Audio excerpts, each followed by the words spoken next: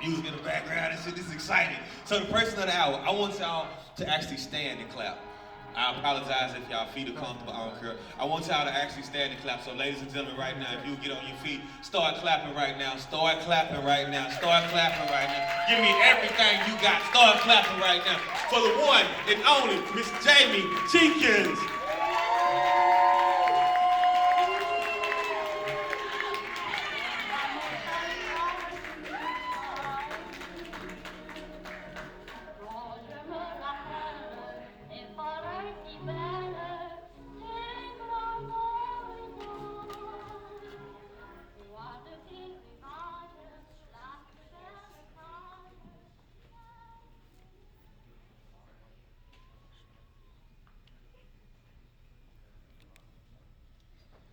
In the beginning, there was the womb.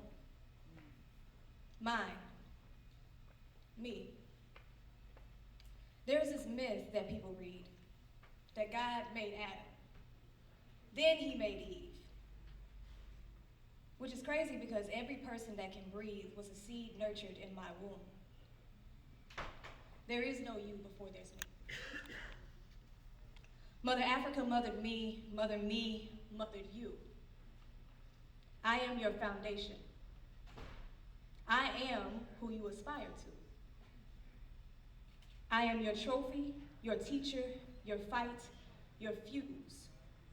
I am your protector, your preacher, your might, your muse.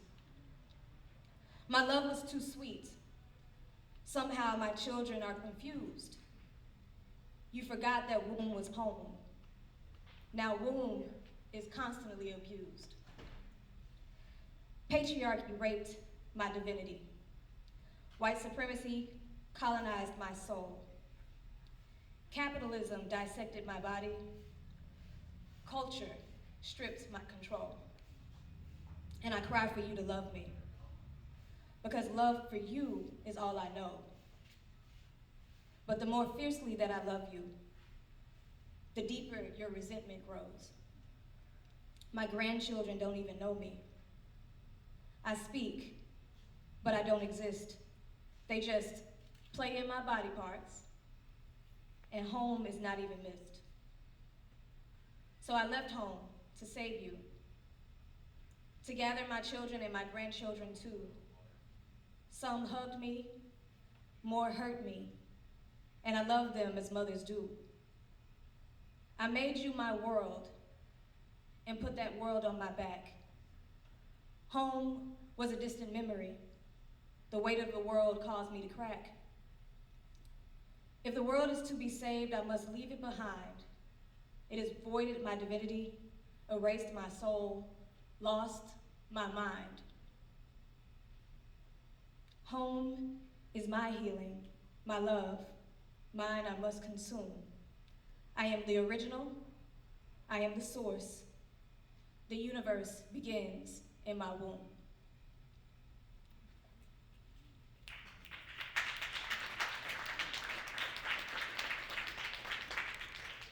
For those of you who had the chance to check out the art, they're right here on the columns, and they tell a story, starting from the beginning at the door and coming around, wrapping around the columns and coming back to the door. The story is one of a herstory, a world where God was woman. The womb was honored and worshiped. And over time, that story evolved into a different one, where the womb and the woman was erased from divinity. The body, the female form, became something disgusting, something hypersexualized, something that was feared. And over time, as I looked more and more into what was going on, I started to realize that this fear is the same fear that we talk about even in the Bible. Black women in particular, given the high expectations that they hold for people, given the love, the very, very fierce love that we give for people, given the angst that people feel around us when we ask of them, For a long time, I thought that this was this fear that black women were dangerous. And ultimately, I realized that what we were fearing was that divinity. We were fearing a power and an origin story that subconsciously that we know, but we're afraid to admit. And so the whole point of this event was to resurrect that story of this ancient womb being who was once worshipped and now isn't. And the reason why I think it's important to bring that story back is not to erase any new religion or anything like that. That's not what the point of this is.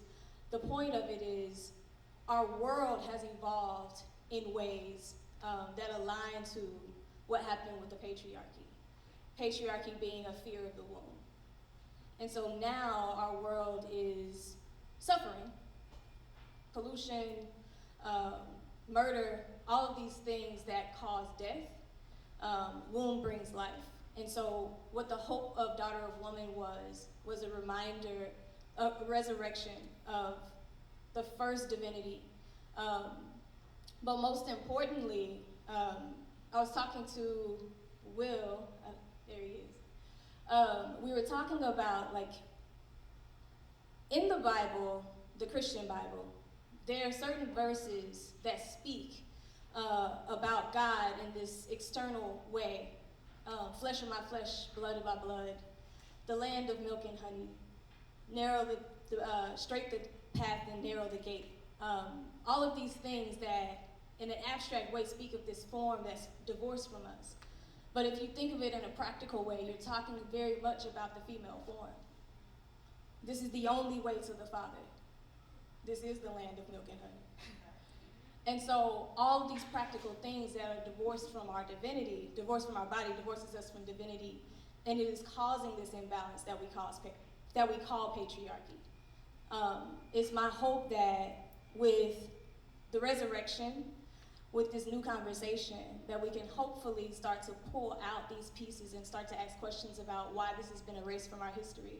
Why isn't that we don't know that when women have hysterectomies, it's connected to memory loss? That means that the womb has other capabilities beyond reproduction.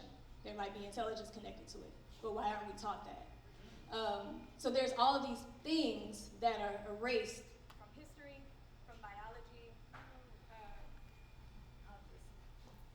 all of these things that are erased from history, from biology, from archaeology, all of these things that tell us a whole story, a fuller story of who we are as a human race. And I think it is important for all of us to start to pull into and tease into that story for the sake of our balance. Finally, I wanted to say to my mother, one of the things that I've realized in this journey to God series that I've been doing all year, since last year, and as I started to look into like what God means to me, and I've never said this to you directly, but the first person that I ever thought of as God was you. And so my entire life has been about making you proud, doing right by you. When I think of the things that even the Bible says about fearing and all of those things have been you. And it is my hope that you know how critical, how significant, how intelligent, how genius, how beautiful, how amazing you are. And I hope that my life can be just a small bit of what you have been to me. I see myself as your extension, and I'm just very, very thankful for you, the totality of you, your story. It took me becoming a woman to understand the fullness of who you are and to understand some of the things that I honestly, I didn't know. I didn't know how much you were carrying as a 16-year-old girl who had a daughter. As a woman who had to push through in black skin and a womb body in this world, I didn't know until now as a woman. And so I have even deeper gratitude to you and who you are. And so I just wanted to tell you thank you. And so this day, while people are celebrating me, I am celebrating you. So,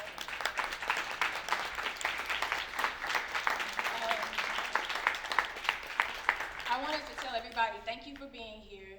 I appreciate your presence. I appreciate your love. This was a first-time thing for me, an experiment trying to bring two worlds together. I've lived two separate lives.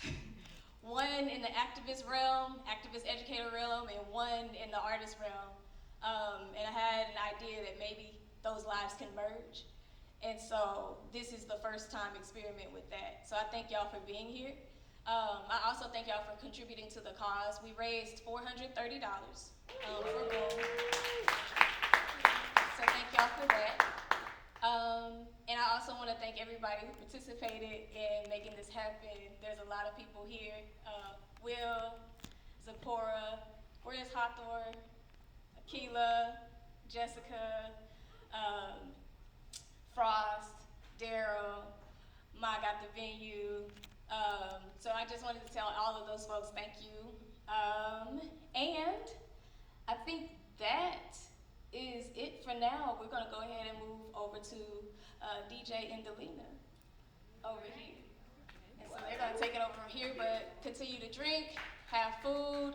If you have any questions about the art, see me. And if you are interested at all in supporting Boom in other ways or collaborating in other ways, let me know.